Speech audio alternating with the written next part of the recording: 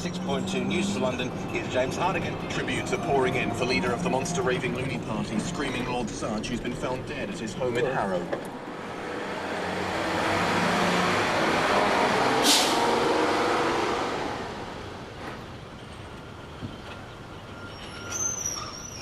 Where is he? Come on. Have you got permission to film?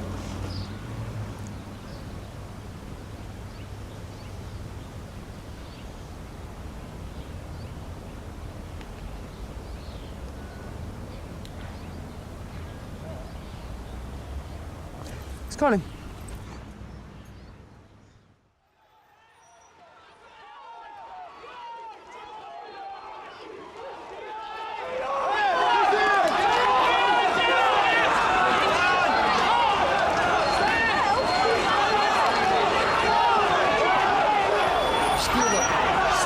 Fuck off that camera!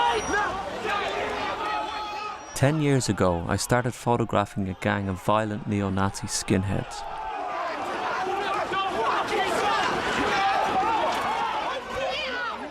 I followed them across the country as they sought to defend their white cause.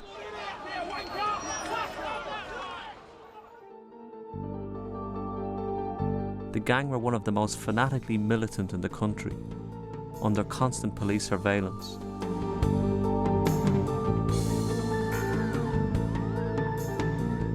I spent 2 years documenting their lives for a book, trying to get behind their hatred and bigotry. Although I was repulsed by their violent racism, I got to know them as individuals, slowly gaining their trust and acceptance into their private world. Now in their 30s, I wanted to find out what had happened to them. Had their racism and violence kept them on the margins of society? I don't want to go the habit of a lifetime. Colin is now 34. He's spent the last year in Maidstone prison for fraud and theft. Love you.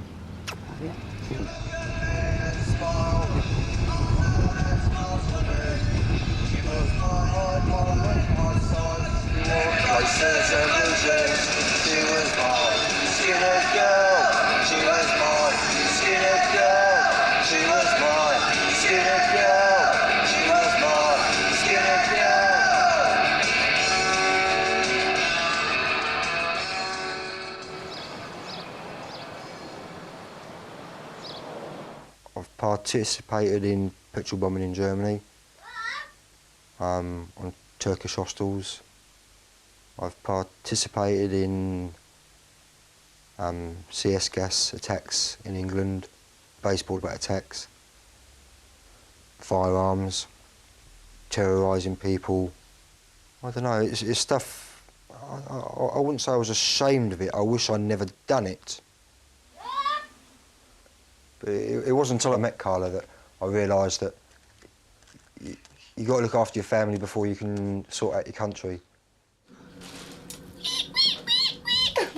Colin met Carla 7 years ago when he came to one of her parties. Yeah, put me in water. He stayed that night and has been living there ever since. Smile. It's not something you gave birth to, Kerry. 4 years ago, they were married in an Odinist ritual in Iceland.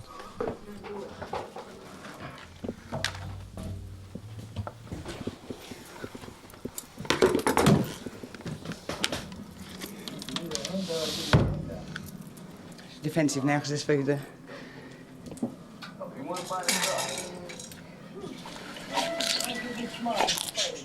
They have 5 children, 3 of them Colins. This boy come to our school and I was supposed to be looking after him, and I was supposed to be holding his hand, and I wouldn't hold his hand because he was coloured. And what's wrong with that? Well, I'll tell you off, didn't you? You thought what? I thought my dad told me off. And did he tell you off? No, I couldn't. No. So did you hold his hand in the end? Yeah. You didn't tell me that. I mean, he's picking this up from home. You said he's not picking up stuff. He must be picking. I never said he wasn't picking nothing up. He's never forced to do anything. Right, okay. I wouldn't say, don't talk to him because he's black, don't do this because he's black. I might wind them up now and again if they've got a black friend because they know my feelings, and I wind them up about it. It's a bit like Lacey was meant to have a little black boyfriend, which I wouldn't have. That I wouldn't have. You wouldn't have? What do you mean? No. Well, because I don't agree with race mixing, and even though she's only still a kid, it's not going to get it's not going to get serious. But I won't accept it. Did you tell Lacey not that she couldn't have this boyfriend? Yeah. Is that right, Lacey? Do you remember that? And were you sad? No. Yes, you were. When I first met Colin, he was a devoted and idealistic follower of the far right, keen to distance himself from his previous love of black-influenced northern soul music. His beliefs are still staunch, but he's now cut his ties with all political groups. Would you join a group now if there was I'd one? never join a right-wing group again in my life. Never. If I knew I had 200 Asians, 300 Afro-Caribbeans and a tank load of Jews coming around my house tonight, and the only way I could stop me and my family getting wiped out is by joining C18 or BNP, I'd take my chances. No, to be gospel, I'd take my chances. They promise you the world, you know what I mean? They promise you this Fourth Reich, if you like, you know what I mean? You know, everything to be nice and white, and whiter than white. Your kids won't walk the streets seeing homosexuals walking hand in hand and men dressed up in dresses, and they promise that your children won't have to walk over the shops and see cages over shop windows and broken beer bottles everywhere, and they promise you that your children will never be addicted to drugs in the future. But they didn't come up with any of them promises in one way, shape or form at all.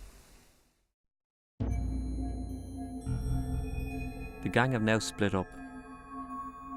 Many of them have steady jobs and families and refuse to talk to me. But I was determined to track down one of the gang's organisers, Neil. He had helped me in the past and was the gang member I got closest to. I was looking to be somebody. I wanted to be something. Right or wrong, whatever it was, I chose that way. But I liked the power, and I thought I was doing something good, and I thought, oh well, I'll be remembered for this, and I wanted to be somebody, and do something and change something. Neil was forced out of the far-right movement after an internal power struggle led to threats on his life. He was also having problems with his marriage.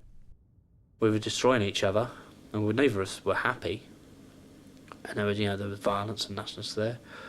And the pressure overboard in the end, and because of it all, I OD'd on it. I OD'd on, just as a cry of help, I think it was. I mean, I'd never done nothing like that before in my life, and there was a lot of stress, and I never know where to turn to. I think I didn't know what to do. What happened? I overdosed on painkillers. That was it. It was, like I say, a cry for help, really. That's what it was. And I ended up in hospital. And How did you end up in hospital? well, the ambulance light. Did you call an ambulance? No, she called the ambulance light. How did she know? Well, she found me semi-unconscious on the bed, sort of thing. Took to hospital and Did you know that she'd find you? No, not really. I didn't really think about it. Nothing went through my mind. I just thought, I fucking had enough of being all this fucking pressure, man. The pressure, all for it. Like the last 2 years, all the right-wing stuff, breaking away from them was a big change. Adjusting into society was a fucking big. It's hard. I still find it hard to try and adjust, and then from that into normal mainstream fucking society, and I found it hard. To get on with people and everyday life sort of thing. Neil got divorced, changed his name and moved to a different part of the country. He's now trying to rebuild his life outside the far right. Can you love now? Do you know how to love in a way that you didn't know before? Love, yeah. Well, the girlfriend I got now, I do love her. I didn't even know what love was. I thought I was just a fucking someone who's good at shagging or something. Would you love a black person? No. I don't really hate black people, but I don't really want nothing to do with them. They should live their separate lives and their culture, and I should live my separate life and my culture. You shouldn't mix.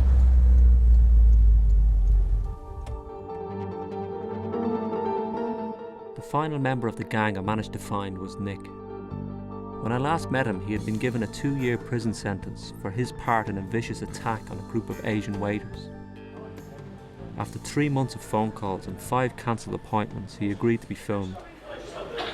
Well, when I was in Pentonville, Pentonville on remand, it was not too clever to say the least, because there was a lot of yardies in the Pentonville jail.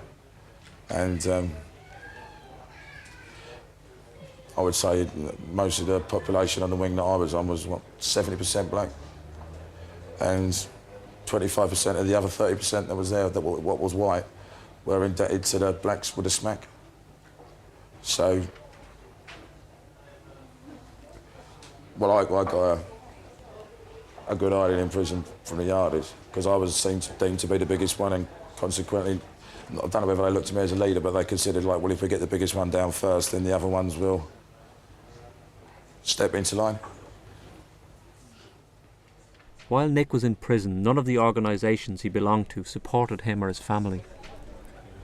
When I got out of jail, my loyalties shifted from the fact that before I went to the prison, I would say, you know, my loyalties were virtually 50-50 with my family and the politics. When I got out of jail, my family had stayed loyal to me, and I'd shifted the balance of power in my own mind as regards to how I felt about a lot of people. Yeah. And at the end of the day, my family had stayed loyal to me for the best part of a year whilst I was in prison. So I believe when I got out of prison, I offered them, well, owed them, I should say, the same sense of loyalty as they'd given me. Before I went to prison, I was defending all white people and against all black, Asians, if you want. But from what I saw in prison, I mean, I can't defend the smackheads, the rapists, the nonsense, which a lot of them were whites, you know. Some of them were black, but I can't defend that, you know what I mean? To me, they're scum, you know.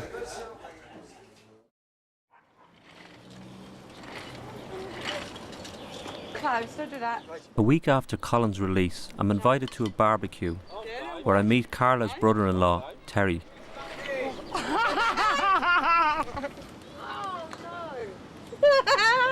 I've got to get that grease out of your shirt.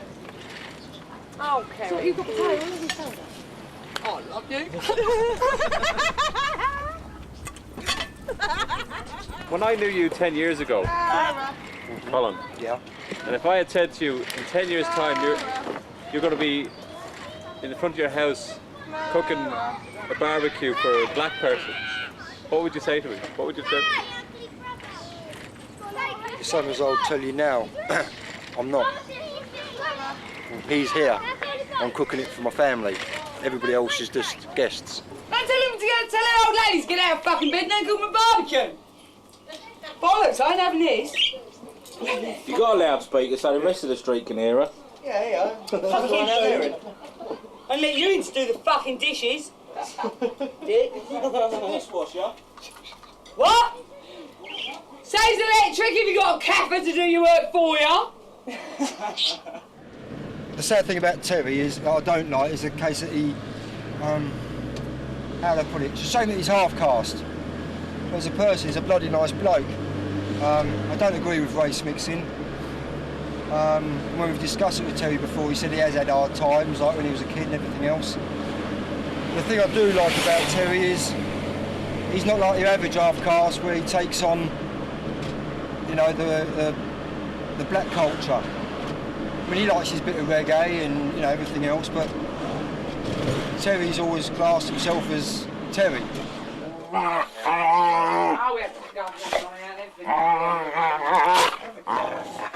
How would you describe Carla politically? Fucked up. Definitely. When I first met her, she wasn't political at all. Really, until she met Colin. But, and I suppose views have grown on her since then. No, I've always had views, I just Or have never known... political views. No, I've had political views. Yeah, but when I first met you, I've never voiced my political views, I've never known how to. Well, perhaps not. I'm not racist, am I? No, not racist at all. Just don't like black people. I don't like anyone. Colin is on probation and hasn't found a job yet. He spends most of his time at home helping Carla look after the children. You gotta fight for white. Since leaving the gang 9 years ago, Colin has lost all contact with the other members. Don't start in bother. Dan. We had smiles on our faces a lot of the times, and we enjoyed ourselves as a group. And it wasn't so much a case of enjoying what we were doing. It didn't even cross our mind. It was... that's what we felt we had to do. It wasn't a case of enjoying it, it just came natural. It was natural to step off a train at Euston and see a load of Reds there and to steam straight into him or abuse him in one way, shape or form. It was a natural thing to do. No one had to encourage another one to do it. The minute we bumped into these people, everybody knew what everybody else was going to do. So it just happened. It wasn't a case of, come on then lads, or one person starts saluting or anything like that. Just everybody knew their job. Everybody knew their part.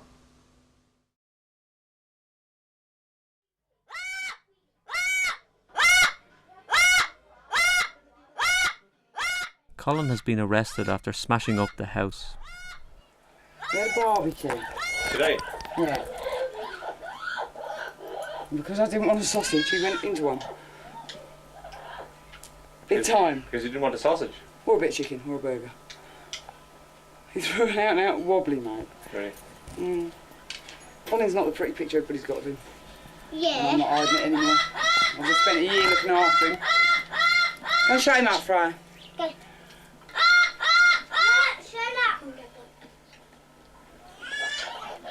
We started throwing all the barbecue bits all over the place. There were quite a few people out there. And then he came through the house, smashing the house up. Kicked all the kitchen cupboards out, overlight, the freezer, he's ruined my freezer. He attempted to get nasty with me, but Duncan dived in between them.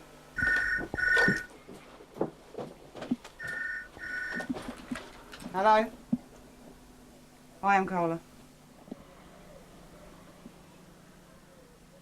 If you let him out, he's going to come back here. He's got a knife in his possession. He's going to hurt me. Sorry? It was in his holdall. Yeah. And the policewoman, it's a double-sided boot knife.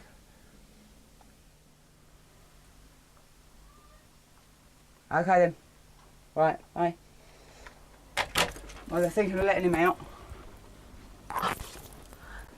And I know he's going to come back here. He's going to cause loads of trouble. And he's going to aim to hurt me.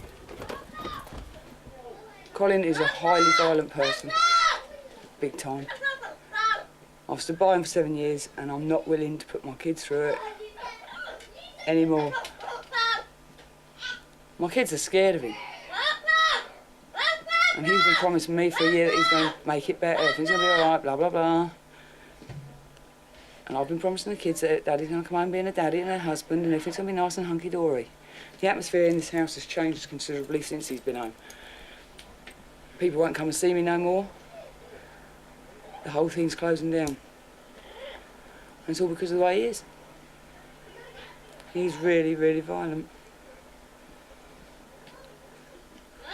If they release him tonight, he will come for me. And then he'll end up putting his head in his hands, crying his eyes out, telling me he loves me and wants me back. But not this time. I will divorce him this time.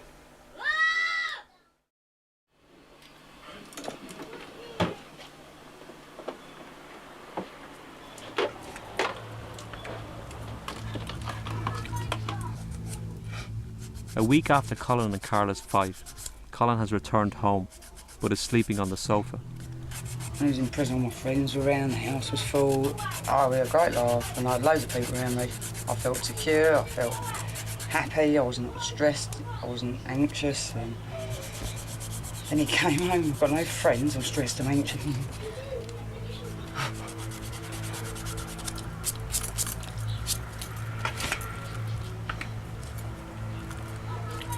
He makes me feel, and he knows it, makes me feel ugly, so ugly inside and out.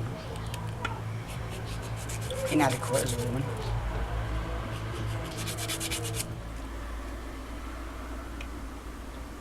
Doesn't find me physically attractive. But I don't care no more. Carla is a very, very strong woman, even physically, and she's not scared of nothing and no one. But she's afraid of you sometimes, Colin.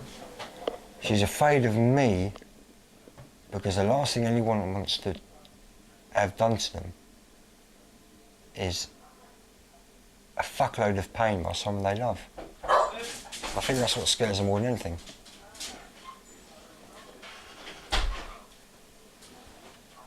I think Carla's the same as all people. She's scared of dying, but fancy dying by somebody that's supposed to love you that much. I think that's the only reason she's scared of me, because it's of who I am. Not what I'm capable of, because anybody's capable of what I'm capable of. Anybody's capable of what you're capable of. They've just got to have the balls to do it at the time, or not even the balls, the stupidity to do it at the time. But it's because I'm doing it to her, I'm meant to love her so much. Why are you doing it to her? Because her strength scares me. The gang's world revolved around violence. It was their greatest political weapon. It got things done, it got them noticed, but it went deeper than that. An individual's devotion to danger and violence gained respect and trust. It became part of their identity.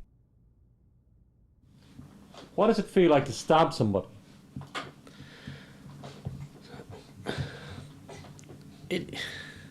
It's too easy. It's too easy. It's like getting some butter out of a tub. You know, you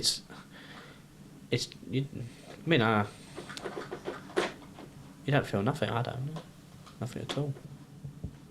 I've stabbed some bloke at a party because I had a row with my wife, and I went out on the piss all day, sort of thing, and just got so pissed up, and I just wanted to take it out on someone. Half the time I didn't even think about it, and I was just pissed off, really angry, and the biggest geezer in the party with the biggest mouth, I just went over to him and stabbed him in the belly area, and I never even looked back and nothing. You mean the geezer nearly died. You know, I didn't even know. I'd never seen him before in my life. I'd never seen him again in my life. You know, I never thought about it afterwards or nothing. Well, you know, let's say, just thought about myself. I mean, and that's what shocked me really. In that, just do things like that and not even think about it. Some people pull a knife out and they end up cutting their finger, don't they? When Neil ever pulls a knife out, you make sure you run in the opposite direction. Why? Because he'd cut you with it. Definitely. Well, if he felt it necessary to pull a knife out, then he'd cut you with it. So he wouldn't play games. He wasn't ever pretending. No. I always felt safe around Neil. Vice versa, you know. Nick and Neil became skinheads at 13. Gradually, they moved into the neo-Nazi movement together. Well, Neil was my best mate, you know, at one time. You know what I mean? Obviously, he's moved away now and we're not as close as what we used to be. Again, he's got on with his life, I've got on with mine, but at the time, like, I mean, we was as close could be, you know what I mean? If you can actually turn around and say you can love a man without fucking sounding fucking homosexual, like, I mean, there was almost that kind of, like, bond between me and Neil, you know what I mean? But, hey, times change. Happy birthday to you. Happy birthday to you. Happy birthday, dear Saba.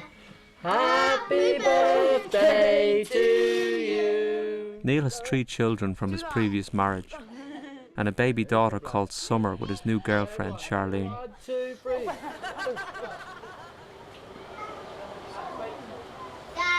Oh, the leash is off. He's changed. Has he changed? He's with my daughter, so... Were you worried about him? A little bit at first, yeah, when I first met him. Yeah. But as time has gone on, I've got to know him a lot better. And he's changed. He's a very good father. He is, to the kids. Yeah. Neil's police record started when he was 12, and he went on to accumulate over 40 criminal convictions.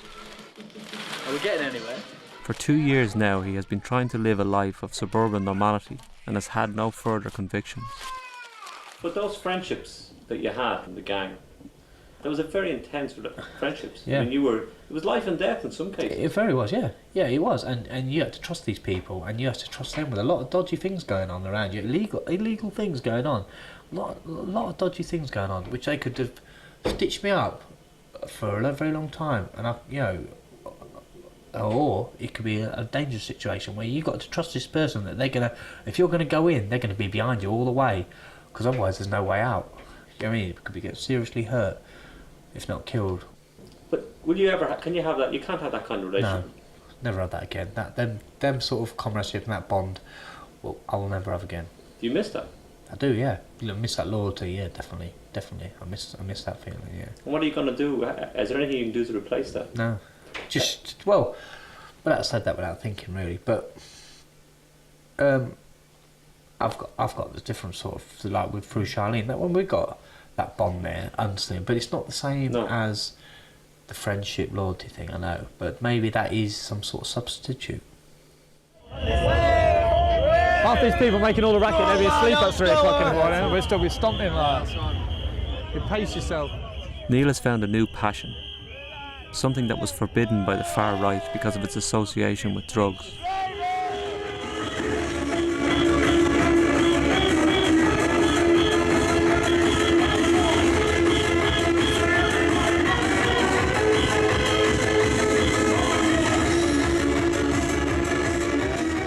Neil has told me that raving opened a door in his head. Since then, he's thrown himself into the culture.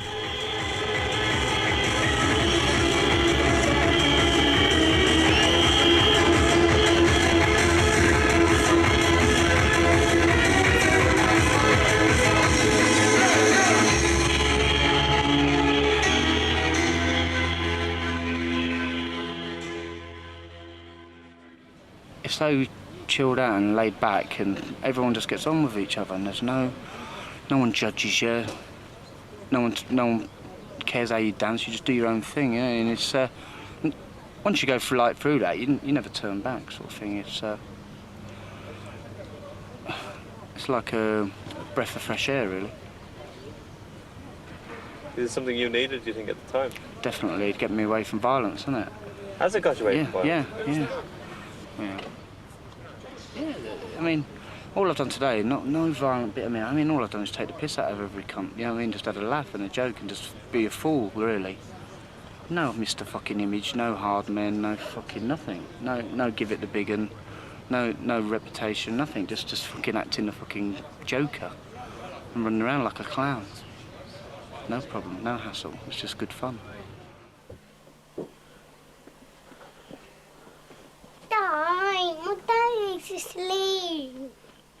Colin has finished the first week of his new job at a builder's yard and is trying to fit in with family life. He's told Carla that he felt threatened by how well they all coped without him while he was in prison. I love my daddy. You say you've had a tough life? Very.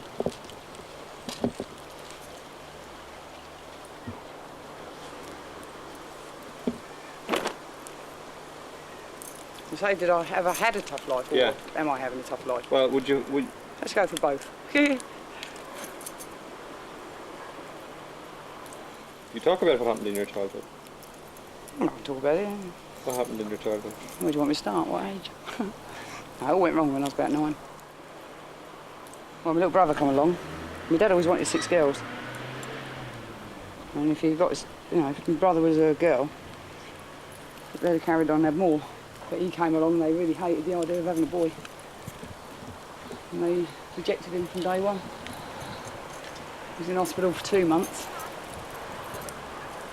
He was so ill, he was underweight. And then the day he came home sort of thing, I had him dumped on me, and I've raised him ever since. Just before he came home, I was raped. Badly. What age were you? 9. When I was raped, I was 9. And then best friend, I was raped, my best friend was made to watch it. What's worse, I mean, the bloke, we knew him from being kids anyway. He was a neighbour. Is he still a neighbour? No, he died in the end. And cheeky bastards come around our house for a collection for his wreath.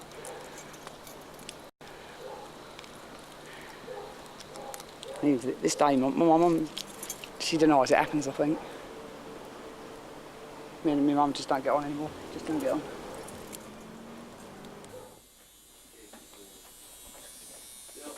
Colin is desperate to prove to Carla that he's changed his ways. He's agreed to spend more time with her, doing things as a couple. Yeah, cover up some, touch up some, put right.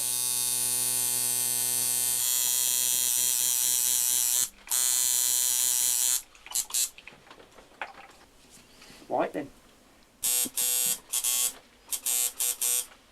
Okay, very, very still.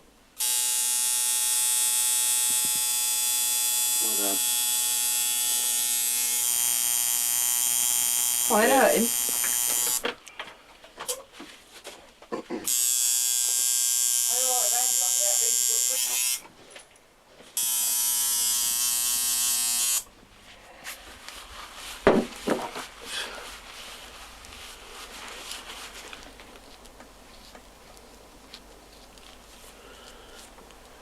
Cheers, mate.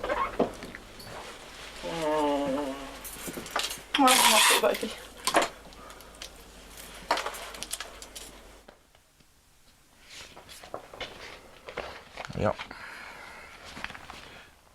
Tell me about Colin. I always felt it was more of a case for show with him as what it was, you know, the case of what we was about, you know what I mean? I mean, I haven't got no axe to grind with Colin, but I never had the same kind of respect with Colin as what I did, say, for Neil, you know, Spike and a few of the others, you know? Because Colin seemed to me to be, to a degree, when he started, to be playing at it and not as committed as the rest of us, you know? I mean, the other thing with Colin was, like, I mean, I never believed he had the same kind of bottle that we had, you know what I mean? He was always sort of like, oh yeah, I'll come and help you, but then he'd always be 3 steps behind you when you was going in, you know what I mean? We were seeing each other every week, you know, like we was having... Since leaving prison, Nick has built friendships with people he once considered a subspecies. Jamie was Nick's first black friend. Nick feels that it's important that he's completely open about his past. He's decided to show Jamie the photographs I took of the gang. What's in here is, right, apart from the photograph that I showed you, right, is like photographs of when he followed us around doing the book, right. If it's like being gay, you was the first person I come out to, if you want. Yeah. First true black friend I ever met, right. And this is like, okay, whatever I might have told you, this is like, there's some things in it that might offend. Yeah. Right? So, along with that, you might get offended with me. When you took me around your house and you showed me them pictures of National Front, all it sort of, like, I was like, yeah, but that was then. Yeah. That was then. This is now. That's right. So that's what's in my mind. So you can show me these pictures and I'll be like, nah, that's out of order. But that was then. This is now. This, right, we're the gang that we used to be in, right? Once upon a time, we all believed that we was responsible for each other. But this is me then, like you said, and this is me now. Your friend, yeah? I mean, it's like this one. I mean, at one stage, we was prepared to kill, you know what I mean? I mean, I couldn't give 2 fucks whether you're black, right? You really couldn't. That's irrelevant, right? Me and you, mate. I know you'd stand by me, and if my kid was in trouble down the street, you'd look after my kids. Because what you see now, what you've seen is like behind the colour. I couldn't get on with blacks because there is a part of myself that I can see in them. With the Asians, they're always trying to have things their own way. They're not prepared to buckle down and do it, you know, with the status quo. They want something extra for themselves. If I feel this way towards Asians and Pakistanis, then there must be a degree of racism. But at least I'm honest with it, and as much as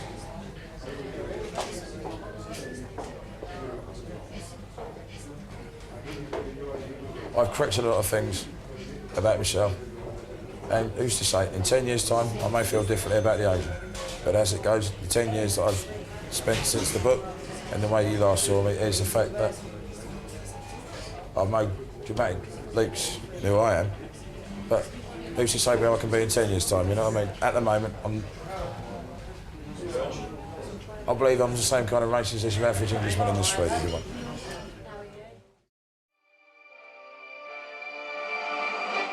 Good afternoon. Detectives hunting the London nail bombers today seized explosives as they arrested a man at a house in Hampshire. Officers moved in hours after the blast, which ripped through a packed pub in Soho, killing 2... 3 months into filming, a man is arrested for a series of racist and anti-gay nail bombings. 3 people have been killed and over 100 injured. The bombing campaign has put the far right in the spotlight again, and Neil has been threatening to pull out of the film. But after the arrest, he finally agrees to talk to me. What do you think about the London bombings? London bombing, I've got, at least that geezer, he got off his arse and done something what he believed in. He stood by it and he's got more bottle than I ever would have. Definitely, that day. He had his politics, he was fed up with the way things were doing, and he wanted to get out there and do something about it, and he got off his arse and he did it. And I'll give him 100% respect for what he did. I just wouldn't have the bottle to it. I'd be too worried about the consequences. Not about the people, just the consequences.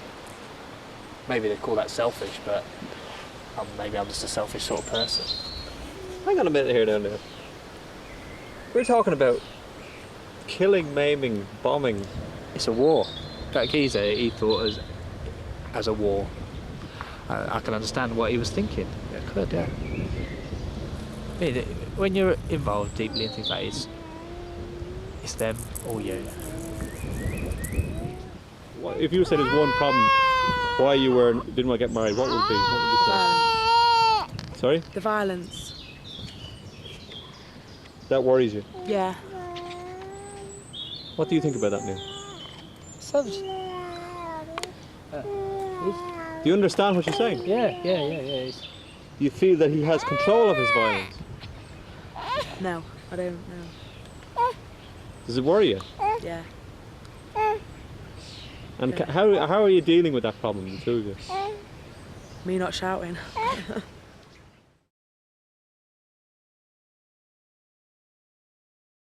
Alright, Em. Alright, I'll see you in a bit, Em. Alright, love you.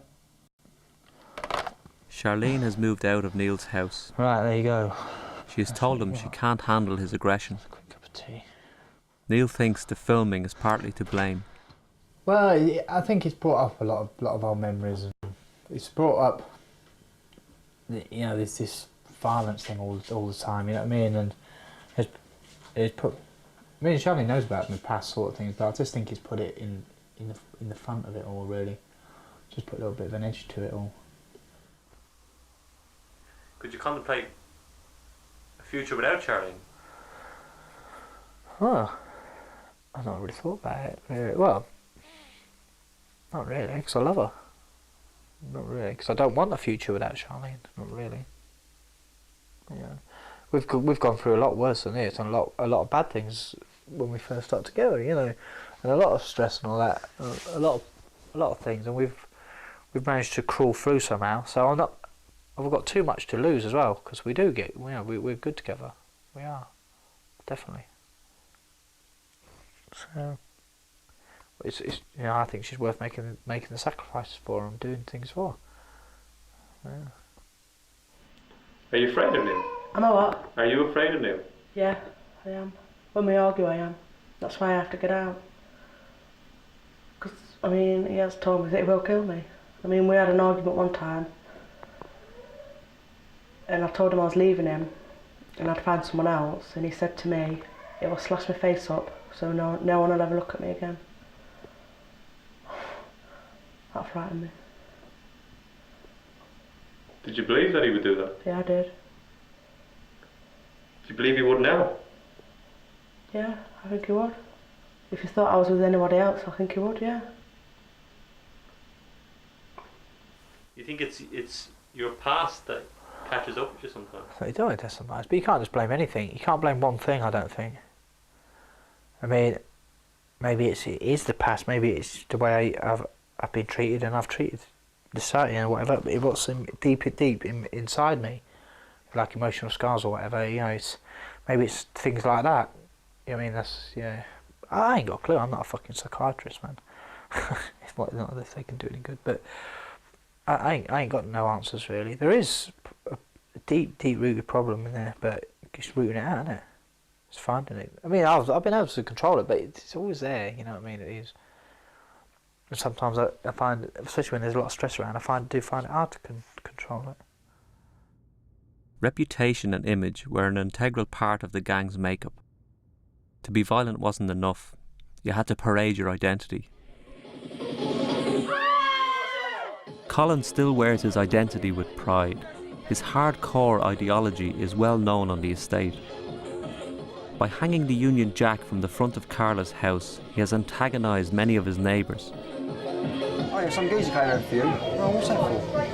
He goes, well, you've got until tomorrow to fucking take that flag down. I said, oh, bollocks to all that. She goes, well, he's coming back tomorrow. Anyway, later on that day, there's a knock at the door. He goes on from the Irish. That's it. Come on, I've said that. So I've gone up there, I answered the door, opened the door like to about here.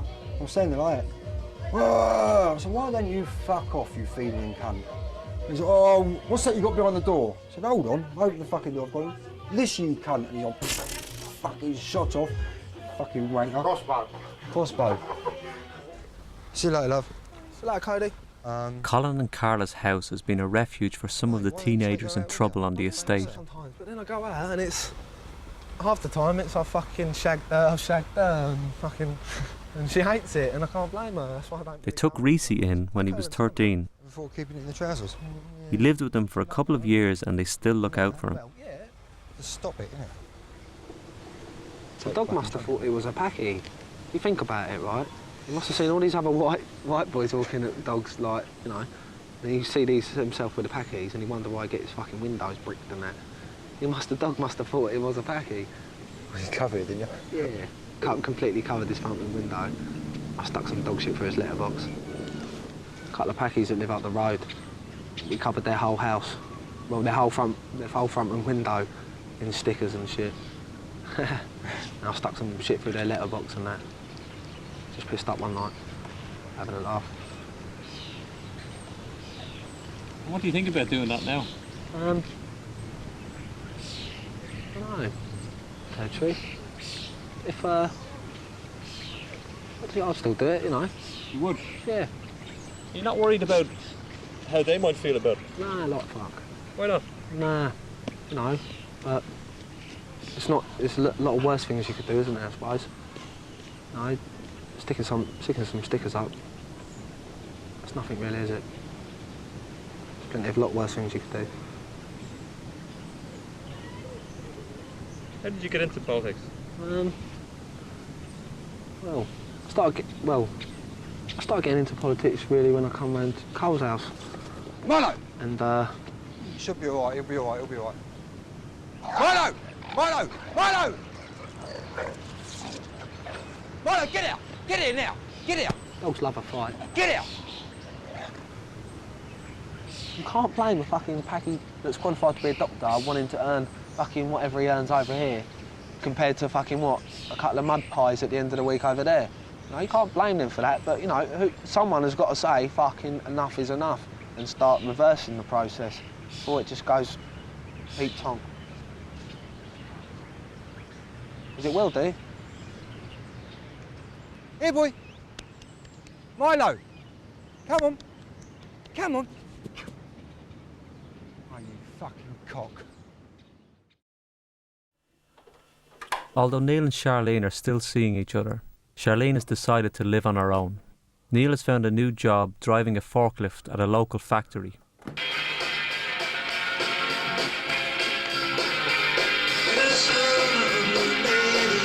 So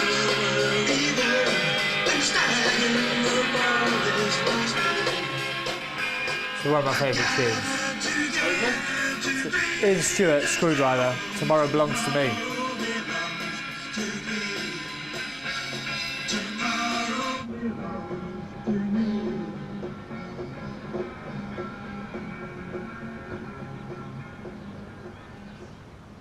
I play my records, they depress me. Why? It builds feelings up. Do what? It builds feelings up, doesn't it?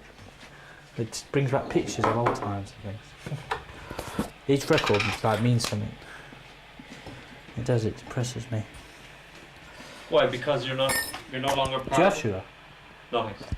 If it's No, in it. it's just, yeah, it's just like, certain things bring back certain memories, don't they? Good memories, you know what I mean? Good laughs and all that, you know. It's different things like that, so. It brings a lot of pride, comes back into me, you know what I mean? And things like that. And yeah, the songs and what they meant to me, and it's always there, you know what I mean? It's weird. So where are you going? We're going to the doctors. See if he can get me to see a counsellor for anger management. But you're joking, but it is a serious thing, no? Oh, he's serious, yeah. Yeah. I'm serious about it. That's what I want to do. Whose idea was it? It's a big fucking step for me, this is. It's my idea. I've been meaning to do it for ages, but I just never got round to it. Just kept putting it. You put it off and put it off, don't you? It's that sort of thing. What are you going to say to them? I don't know yet. I'll just see what comes out. I ain't got a clue. So, just grab him across the desk and just whack him there. Look, I think I've got a problem with violence. No, that is a bad idea. Neil was worried that the doctor wouldn't take him seriously with the camera there. He asked me not to film. Well, it's that fucking doctors, man. They don't like to do anything, do they?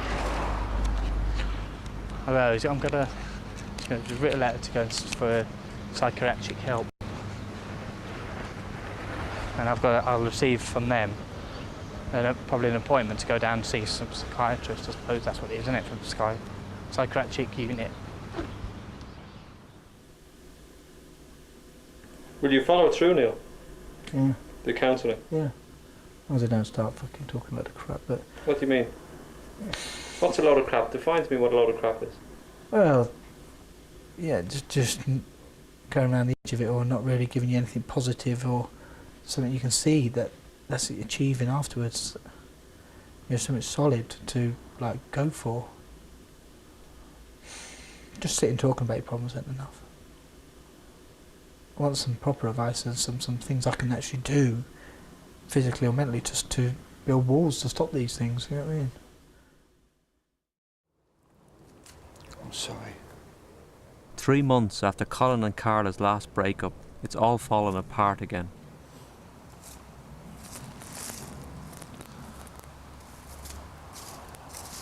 We've been arguing again, mate. Colin agreed to talk to me at the grave of Carla's stillborn baby from her first marriage.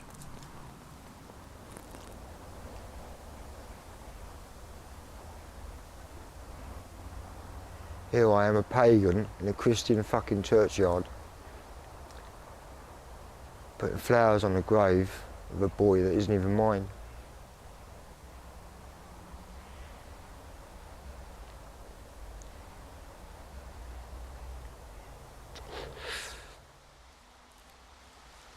And what's more criminal is the only time I come over there to see his grave is when me and his mum have had an argument. I said before, I normally spend a bit of time up here and I'll chat with him and let him know what's been going on. And what a fucking cunt I've been.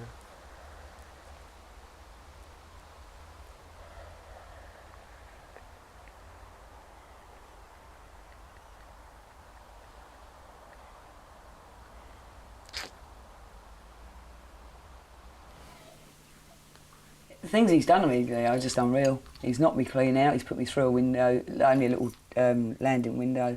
He threw me down the stairs once. Knocked me clean out.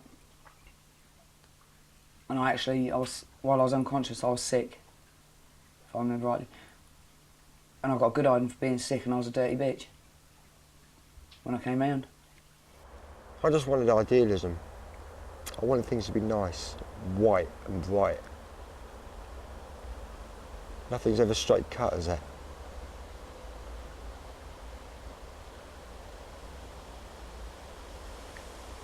Just the romance that goes with it.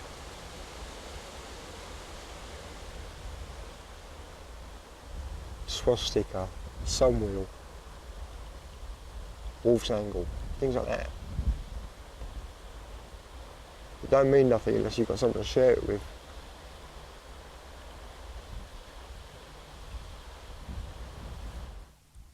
I've held someone's hand in the black. I've had black people in my house.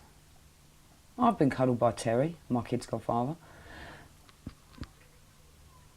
It's not as if the colour rubs off, is it? It's not going to come off onto AJ's hand. I don't want AJ thinking like that. I don't want my kids growing up like that. He's weird. Colin is strange. Colin will act a part. He acts a part. If he's got to act a part to get into a relationship, he'll do it. When I'm not the first person he started seeing when he came down here from Milton Keynes. He lived with a half-caste girl for 2 months. And when it comes to all his political correctness and all these bits and bobs and, you know, how staunch he is, I just used to... When it came to a personal thing with us, I didn't throw it in his face as such, but I used to try and compare the two. If you sleep with someone you don't believe in, you can't even sleep with your own wife, sort of thing. He's strange. Hang on a minute. Carla, can't just let that one go past. He lives with a half-caste girl. Yeah.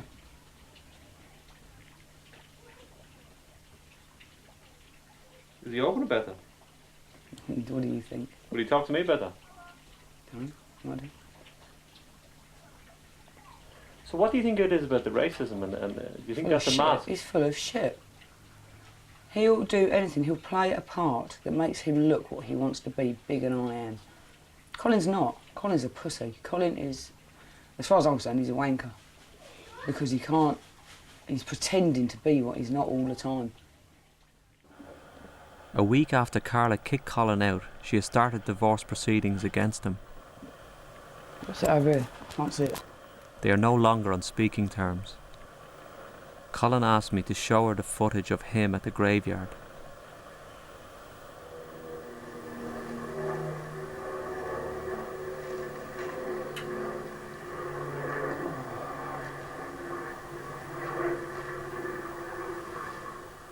There's more to it, Leo. There's more to it, mate.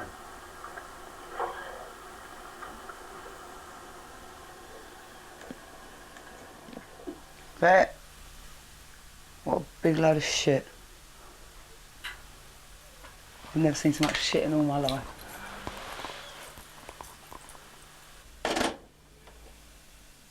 Until he can drop his guard, be himself, he's never going to have a life. He has got so much to lose, he's lost so much. Is there any doubt in your mind? About what? About divorcing him? I'd love not to divorce him, Leo. I'd love to be happily married with him. I'd love it. I love Colin. I don't deny that. I've got to love him to do the shit and put up with the shit that I've put up with him. And all I've ever asked for out of it is for a husband. I can't even get that out of him. I get a self-satisfying, hypocritical arsehole.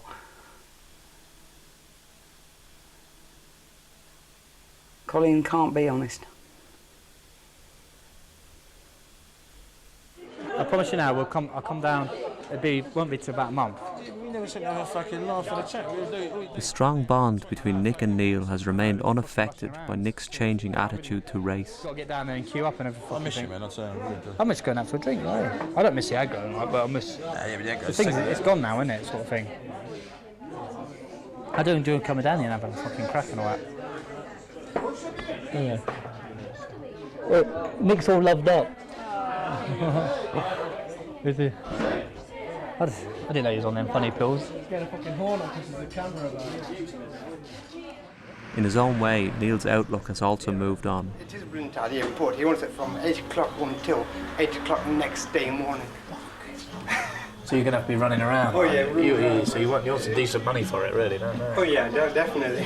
Even with free. But yes, definitely. They enjoy a meal. That's all right, yeah. I don't want to live next door to him and his mother and his grandmother and his grandmother's aunties, uncles, kids and all that. And I'd rather him not be in my country. But there's fuck all I can do about it. I've tried. So I'm just trying to get on with my life. But the best way I can without any going in there. What's the point of going in there? And fucking clucky busters and all this fucking thing. There's no point. But is there a part of you, Neil, now, honestly here, honest answer, is there a part of you that is worried about what your old cronies will think? Oh, yeah, I do, yeah. I think, oh, yeah, well, they're going to think I'm fucking right race traitor and they're going to think I'm fucking sold out and all this. But fuck them, I don't give a fuck, man, I'm me. What's going on, Carl? Nothing. What's changed since we last spoke? I don't know. When did we last speak? Yesterday. Oh, yeah.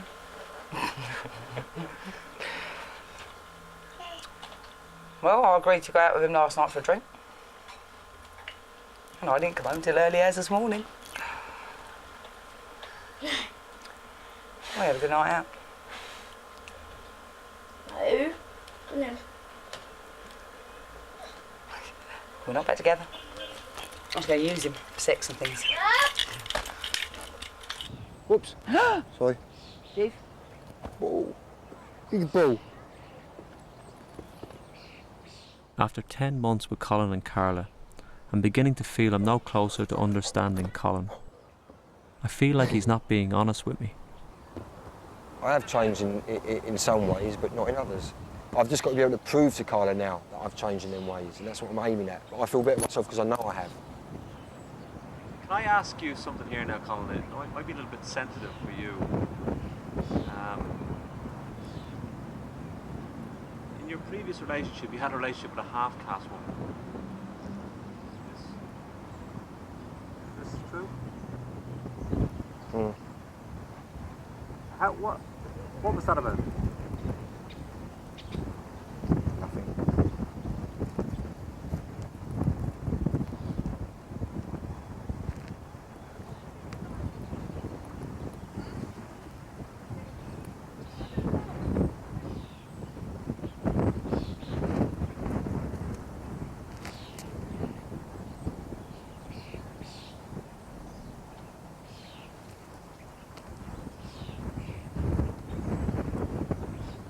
I'm not trying to put you on the spot here, Colin. Do you feel like you've been... Hold on a bit. Hang on a minute. No. Let's not do it like this.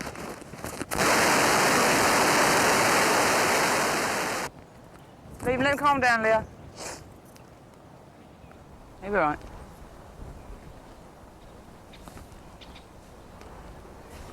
He'll be all right.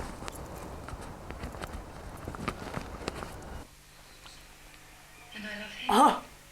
What did it say? What did it say? Vicar vanished. No, Vicar. Vanquish. It's been 2 months since Charlene left Neil. He's now spending more time at our new house. The Vicar? Well, they call him Victor. His name's Victor, but they call him Vicar.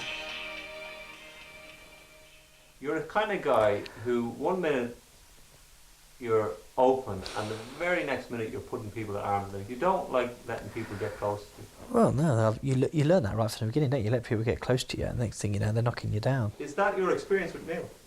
That's what he said to me when I first met him. That he didn't want to fall in love with me. Because he didn't want to get hurt, didn't you? Yeah. That's it. He kept telling me that I'm not going to fall in love with you. Because he's been hurt too many times in the past. You let people in and they betray you. One way or another. They learn your weaknesses and then they destroy you.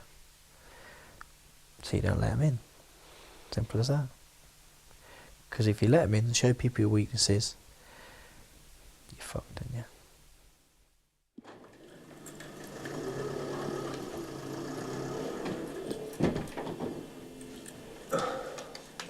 Neil has been for his first appointment with a counsellor.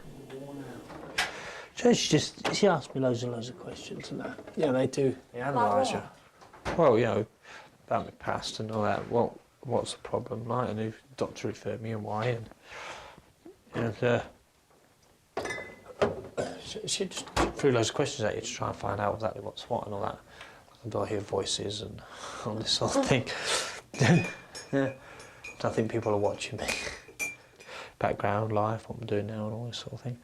She says I've done really well, like, you know, in the last 3 years, you know, compared to what, you know, violence, you know, kept out of jail and kept off substances and stopped drinking and, do you know what I mean?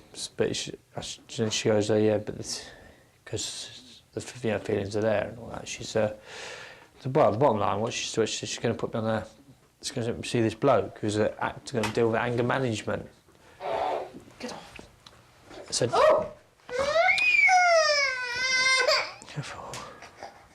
Can find out what kicks it off, get to the cause of it, what makes it me flip like that, and then see what they can do about it. She said there's no cures because it says it's hard in your case because it's so interbred in you, it's part of your life, and it's, you know, ingrained, as she says it was. You'll have to come to these things as well. Good. With me. See my side of the story, can't I? It's not a side thing, is it? Hey. It's not whose side, your side or my side, is it? Huh? Well, is that what you go say? there for, to see who's going to win the game? No. No, exactly. Don't start. Well, it's not like that, is it? You're just going there to see whose side this person on, whose side's that person on. Well, so I'm supposed to just sit there and nod my head when she asks me questions then? About what? What are you on about? Well, what's the point of me going if I can't have my say? It's there to put everything, the cards on the table, and put all what's happening on the table, and let them see what they can help us with. Not to point fingers whose fault it is. Yeah, all right. You're going on again. I'm not. I'm just telling you what happened. You asked me what happened, so I told you. You won't bother.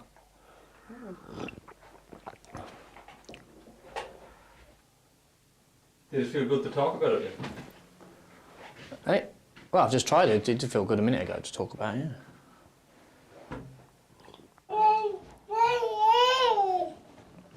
What's that? Tick-tock, tick-tock, tick-tock, tick-tock.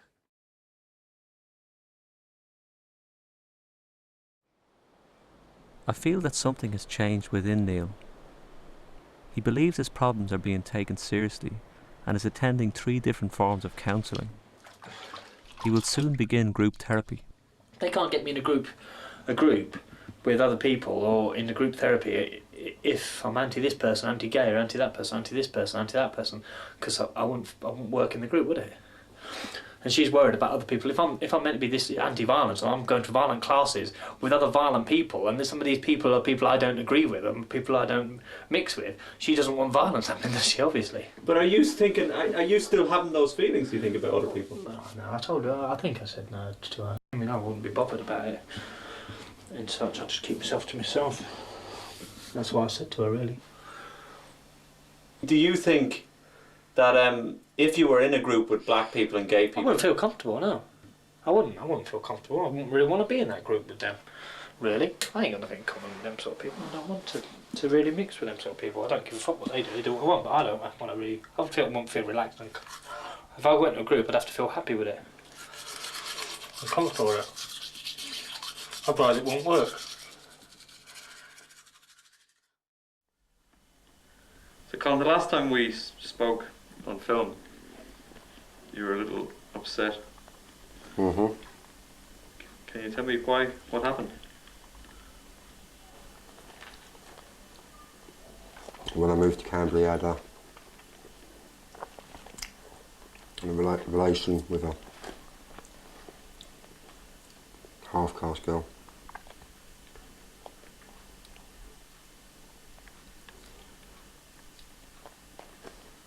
it's for more than obvious reasons didn't last.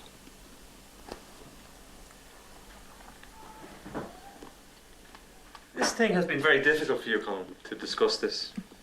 Would that be fair to say? Yeah. I mean, it's obvious why, but can you just tell me a little bit, I mean, even for the sake of obviousness, why it is so difficult for you to discuss this? Well, because it's possibly the biggest taboo, isn't it? I mean, God knows what could have happened. Like I said before, a child could have occurred out of it. And then that would have been, I would have been participating in possibly the biggest taboo from that, you know what I mean? Having a child of mixed race, which I would have denied all the way down the line, and I don't think I would have been able to cope with. And that would have been fair on everybody involved.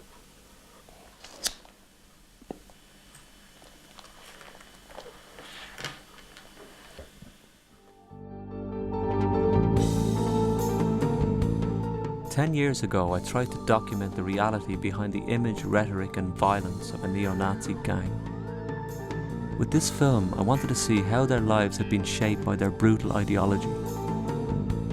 How had they coped with the everyday realities of living? I found three men who make no apology for their past and still hold extreme racist views. Nick and Neil have moved on in their different ways, but after almost a year with Colin, I don't know what he truly believes in. I've no idea what lies behind the mask of his beliefs. Why are you hanging on to the past more so than the other people that I've met? Why? You always talk about the past. It's not so much hanging on to the past, it's because apart from meeting Carla, the only time I felt as if I belonged and felt needed and felt part of something was anything from 20 years ago up until 10 years ago. So for about 10 years out of my life, I really, really felt as if what I was doing was right. I've always known what I feel is right. Whether you agree with what I believe in is right or not, I believe that it's right.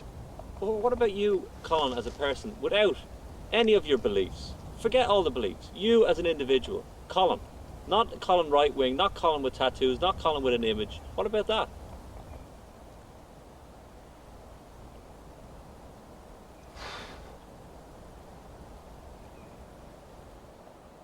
You're trying to say to me, look, Colin, fuck me. You're a 35-year-old man.